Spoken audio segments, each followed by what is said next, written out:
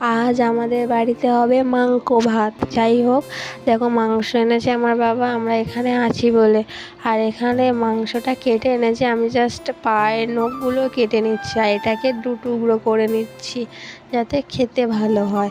আর যেগুলো বড় পিস আছে সেগুলো কেটে নিচ্ছি। আর এখানে আমার মা আদা রসুনগুলো ভালো করে বেটে দিয়েছে, সব কিছু কেটে দিয়েছে। আর দেখো এখানে তেল গরম হয়ে গেছে, আমি এখানে দিয়েছি গোটা গরম মশলা, দিলাম পেঁয়াজ।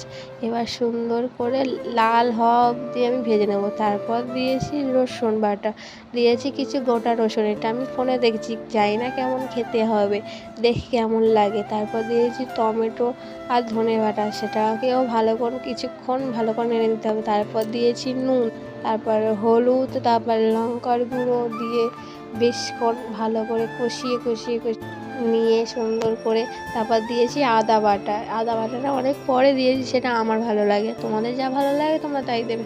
তারপর দিয়েছি মাংসটা দিয়ে ভালো করে প্রায় আমি 20 মিনিট মতন কষিয়েছিলাম। তোমাদের যতটা মনে হয় ততটা কষাবে, আমরা একটু ঝাল ঝাল কষা কষা খেতে ভালোবাসি। যাই হোক, তারপর দেখো চাপা দিয়েছি, কষিয়ে নিয়ে মা আলুটা ভেজে রেখেছিলো, এবার আলুটাকে দিয়ে দেবো। দেখো বন্ধুরা, আলুটা দিয়ে দিলাম, মাংসটার কালার দেখেছো কতটা সুন্দর এসেছে। দেখো বন্ধুরা, এবার লাস্টে জল দিয়ে দিয়েছি, আমরা অনেকটাই জল দিয়েছি, খাবো আমরা অনেকজন, তাই জন্য করে তোমরা কষা কষাও করতে পারো। এই দেখো বন্ধুরা কতটা সুন্দর হয়েছে। আর এই যে রসুনটা, জানি না কেমন খেতে লাগবে।